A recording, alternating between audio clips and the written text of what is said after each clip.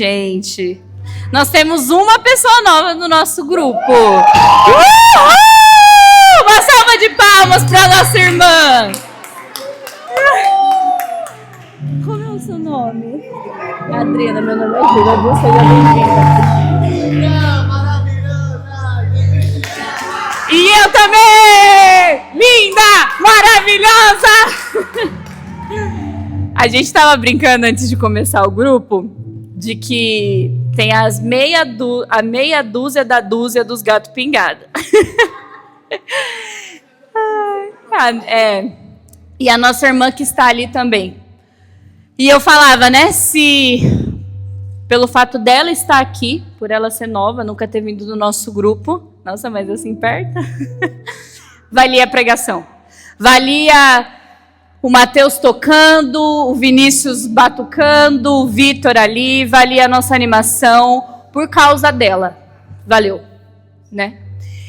E a primeira coisa que o Senhor colocava no meu coração é de que nós estamos, vocês, né, porque eu já tive essa experiência, de viver um dia de cela na Inglaterra. Mas não a parte boa do negócio.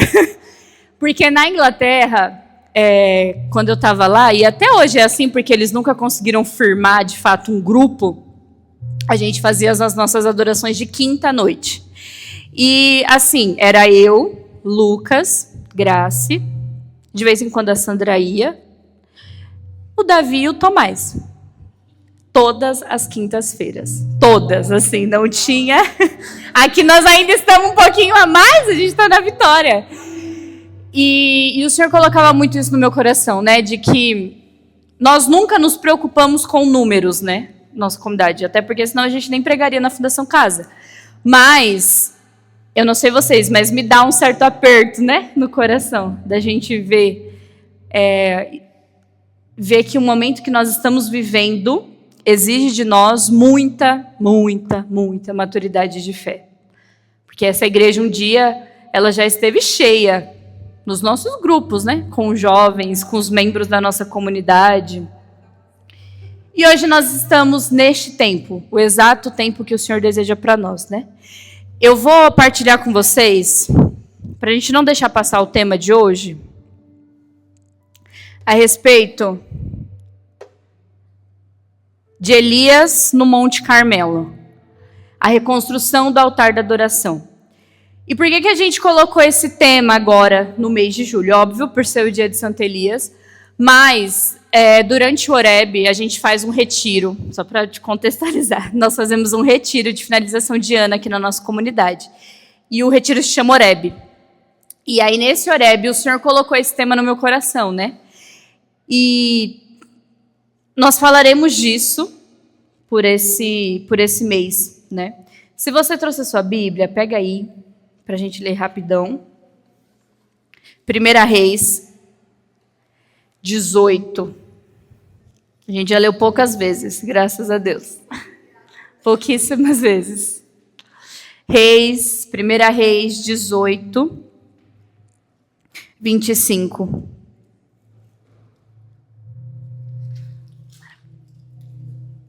É tão bom pregar com pouca gente.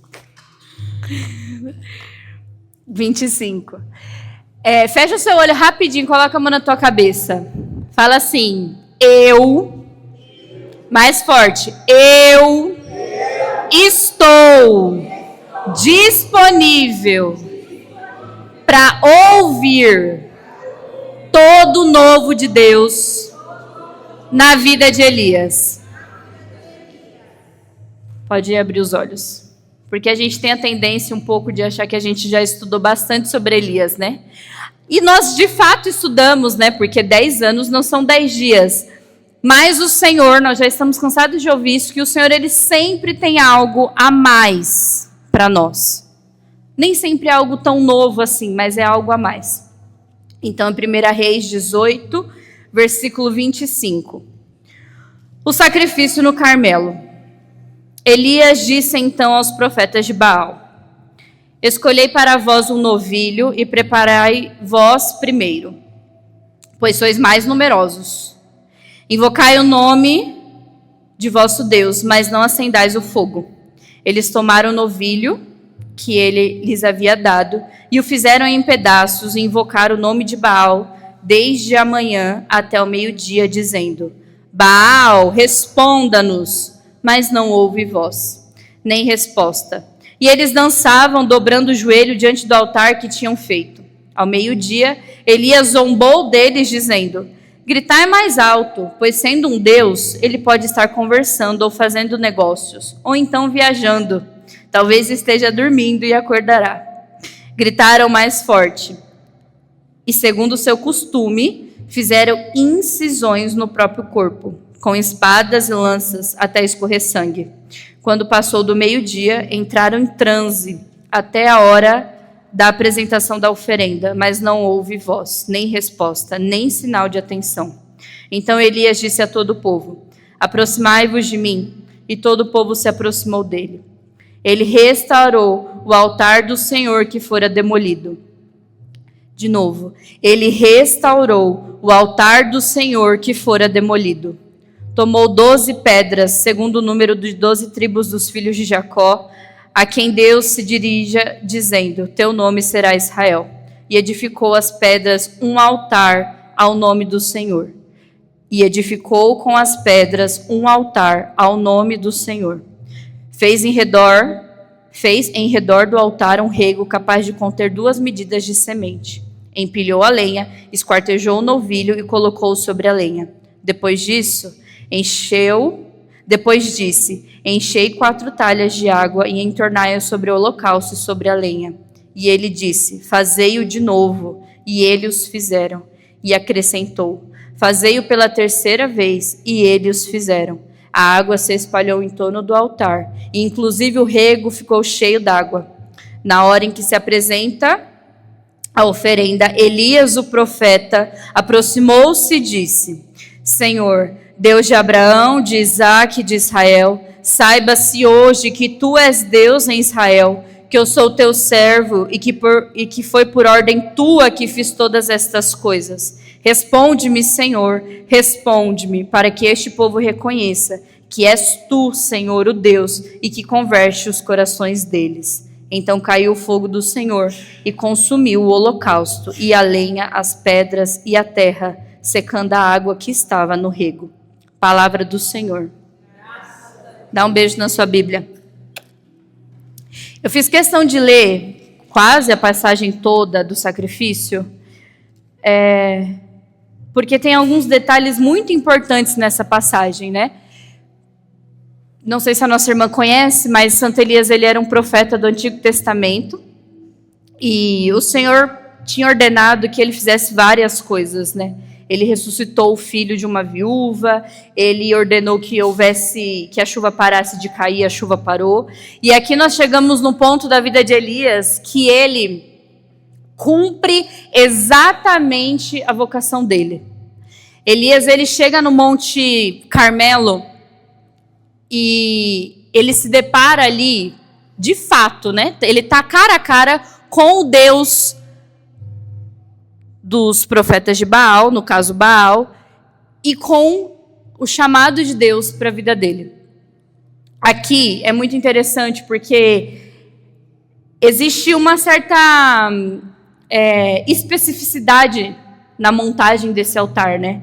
Elias, ele pega 12 pedras, ele faz um rego, ele dá as medidas. A passagem ela é muito específica e muito minuciosa ao descrever a reconstrução do altar do Senhor. E esse tema, como eu estava falando para vocês, veio do Horebe, porque no domingo de manhã, quando a gente estava rezando lá na adoração, e aí o rapaz que estava conduzindo, ele falou para nós, né, de que ele não nos reconhecia nem pelas nossas partilhas, nem pelas nossas lágrimas, nem mesmo pela nossa alegria no louvor. Ele reconhecia nós, enquanto comunidade, enquanto carisma, enquanto nós estávamos adorando. E naquela hora o Senhor falou para mim no meu coração, né, hoje se atualiza a passagem do sacrifício no Carmelo. Porque, mais uma vez, inúmeras vezes em comunidade a gente já viveu isso, mas naquele Horebe de maneira especial, mais uma vez o Senhor, ele reconstruía o altar da adoração na nossa comunidade. E eu lembro que eu estava na adoração e aí o Senhor me dava a visualização nítida de Elias pegando as 12, ele passava no nosso meio e ele pegava as 12 pedras, ele ia construindo o altar, ele fazia o negócio em torno. Eu via nitidamente Elias andando no nosso meio e reconstruindo o altar da adoração. E aí, quando o moço, esqueci o nome dele, o Rafael. Quando o Rafael falou aquilo, eu falei assim, mas a gente não tem nada demais, assim, modéstia à parte. Se fosse ver as adorações que a gente já fez um dia na nossa história, aquela adoração lá foi muito simples, foi maravilhosa, foi linda, foi muito boa, mas assim, visivelmente a gente já fez coisas melhores, né? A gente já tivemos músicos melhores, pessoas conduzindo melhores, gente, né? Pessoas, seres humanos, visualmente, né? Aqui eu estou falando de uma visão bem humana do negócio, mas de fato a gente já fizemos adoração melhores. Mas ao mesmo tempo que a gente já fez adoração melhores, e quando ele falava aquilo, ficava muito claro no meu coração de que a adoração não era sobre ali a quantidade de pessoas, não era sobre as músicas, as palavras, até mesmo das pessoas que estavam ali, mas a restauração da adoração partia primeiramente do Senhor, né? Porque Elias, ele não constrói o altar porque ele simplesmente quer, né? Acho que a gente já cansou de ouvir isso, que, assim, eu, na pele de Elias, provavelmente eu já tinha desistido há muito tempo atrás, né? Quando o Senhor me mandasse para o Querite, eu já tinha desistido do negócio. Mas Elias, ele vai sendo fiel ao longo de todo o seu caminho com Deus, para chegar ao ponto de estar sozinho no Monte Carmelo, com 460, se não me engano, profetas de Baal do outro lado, e ele ali sozinho com um povo que continuava incrédulo, e ele tendo que proclamar naquela terra novamente que o Senhor é Deus. Quando ele reza, ele fala, teu nome será Israel. Não, ele fala assim, saiba que tu és Deus em Israel. Então, é muito forte isso, porque assim, o Senhor, ele tem a soberania. Nós sabemos que o Senhor, ele é soberano sobre todas as coisas, sobre todas as pessoas, que nada se move no mundo sem que o Senhor saiba, né? Não cai um fio de cabelo da nossa cabeça sem que o Senhor saiba. Mas ao mesmo tempo que o Senhor, ele é soberano sobre todas as coisas, que o Senhor, ele é o imperador de todas as coisas, as pessoas ainda tinham, e nós continuamos tendo, a liberdade para não adorá-lo. E aí ele usa de um simples homem, de um homem que a gente não sabe nem de onde que ele veio, um simples homem, para proclamar novamente que o Deus verdadeiro é o Deus de Israel. Não é que Elias, ele proclama, né, sobre o bairro aqui de Pirituba. Não, ele proclama sobre todo Israel. Então existe uma potência em Elias que a gente muitas vezes não consegue nem imaginar, né? Da grandiosidade que Elias foi. Então, falando mais profundamente sobre o tema da adoração,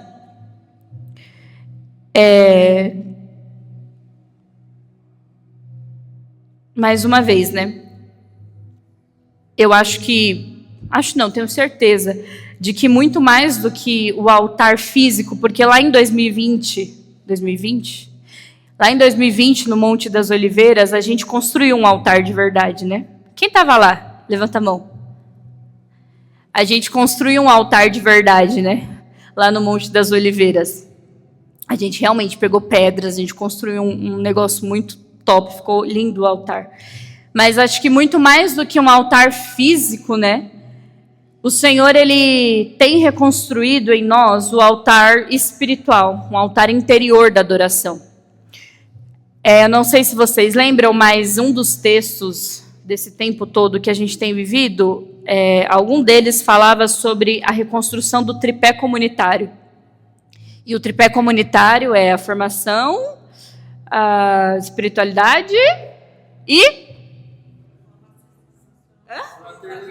Fraternidade. E o primeiro pé que seria reconstruído em nós seria o da espiritualidade. Em algum desses textos aí. Acho que foi minha mãe que escreveu. E a espiritualidade, a gente já viu que é a vida de oração, a gente já sabe disso, mas a espiritualidade de Cristo libertador, né? O nosso jeito de rezar é na adoração. Então, reconstruir a adoração o altar da adoração é mais uma vez o Senhor colocando no nosso meio, no nosso coração, a necessidade da reconstrução e a certeza da reconstrução, né? O Senhor, Ele coloca isso, pelo menos no meu coração e com alguns irmãos que eu tenho partilhado bastante, é a certeza de que o Senhor, Ele tem reconstruído em nós as coisas, né? E aí, e por que a gente sabe disso? Né? Eu estava preparando essa partilha e eu perguntava para o Senhor o que Ele queria, né, com o dia de hoje. E uma das coisas que o Senhor me fez lembrar é dos efeitos da adoração na nossa alma. Então, o primeiro efeito da adoração ao Santíssimo Sacramento, né, que eu estou falando literalmente ao Santíssimo Sacramento, é o ato de honra a Deus. Fala para o irmãozinho que está do lado. Ato de honra a Deus. Então, esse é um efeito na nossa alma, por quê? Porque nós adoramos a Deus primeiramente porque Ele é, né? Nós não adoramos a Deus por conta disso, por conta da comunidade, por conta da minha família, porque Ele é bom, nem por conta dos adjetivos de Deus, né? Nós nem adoramos a Deus por conta dos adjetivos dele, da qualidade dele. Nós adoramos porque Ele simplesmente é. E nós adoramos por ser quem Ele é, o adoramos por ser quem Ele é, mas nós adoramos porque Ele é digno de ser adorado, né? Não tem nada na nossa vida que não pode não estar debaixo da mão de Deus. Então, a gente adora a Deus porque Ele é digno de ser adorado, porque Ele nos criou, porque Ele nos ama, porque Ele simplesmente é Deus. Se tudo na nossa vida dependesse do grau da nossa adoração, vale a pena um exame de consciência, né? Se a minha vida com Deus depende de quanto tempo eu fico diante do Santíssimo Sacramento ou diante de um sacrário, a minha vida de oração, ela está boa ou ela está ruim? E eu me pegava pensando nisso porque eu não fico muito tempo em adoração. Deveria ficar mais, né? Então nós adoramos, um dos efeitos na nossa alma é fazer atos de honra a Deus. O segundo efeito é uma união mais íntima e profunda com Ele. Fala para o irmãozinho que está do lado. União mais íntima e profunda com Ele. É através da adoração que a graça santificante em nós, ela transborda, né? Se nós estamos bem confessados, se nós estamos buscando a santidade, quanto mais eu adoro, mais íntima eu me torno daquele que eu estou adorando.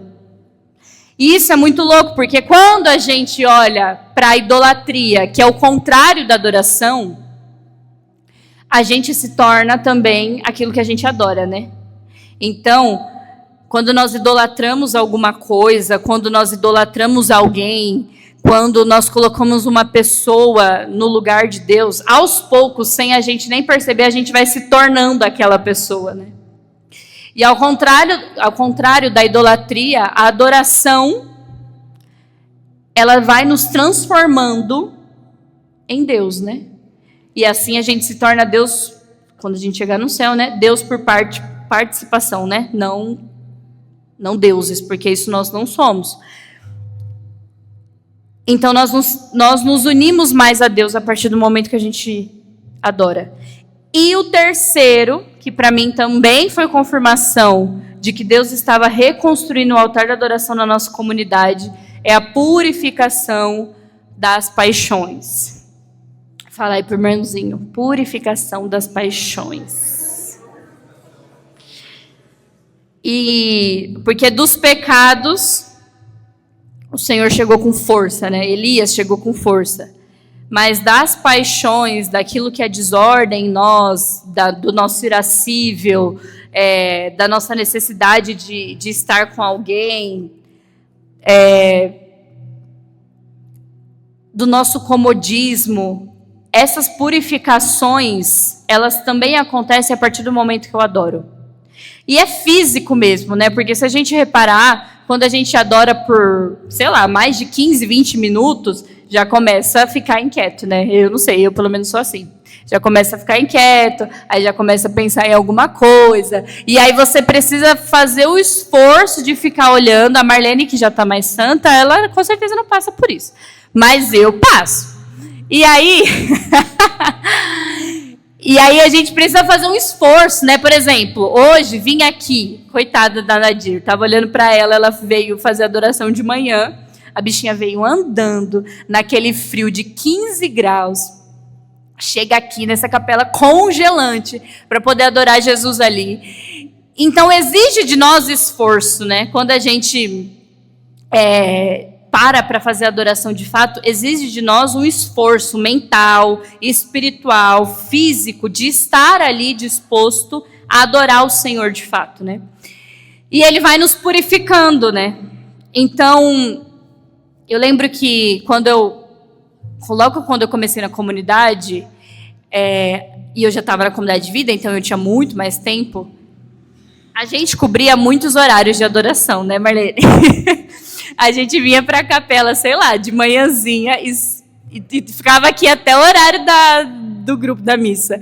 E aí a gente cobria muitos horários, porque o irmão não conseguia vir, aquele negócio todo. Então eu lembro que eu passava muitas horas em adoração. 3 horas, 4 horas, eu tô falando que tinha que ficar, porque era um esforço, eu tinha que ficar, fazer o quê? Deixar Jesus sozinho? Não dava, né?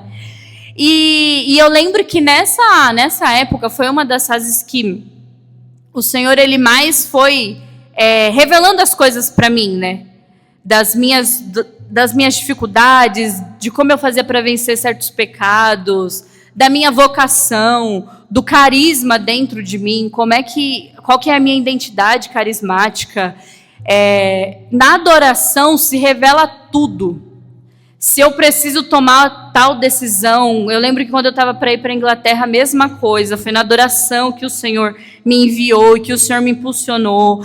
Quando foi para eu mudar de casa, quando foi para todos os atos assim que eu lembro de tomadas de decisões importantes na minha vida, eu tomei diante de Jesus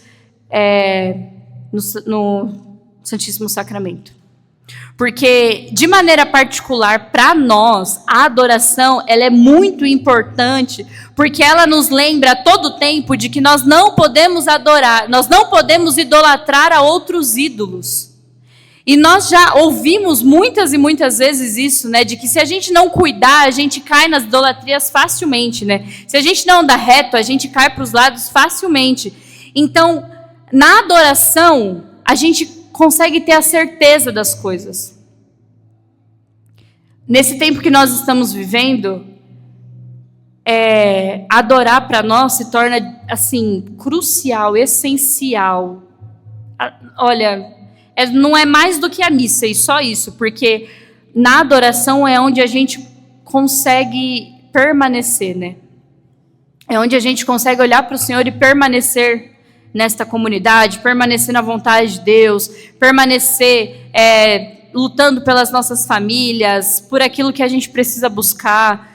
Então, na adoração é onde o Senhor Ele nos explica todos os mistérios, né, da nossa vida, todos os mistérios, tudo aquilo que eu não consigo compreender, é o Senhor que nos explica no momento que a gente adora.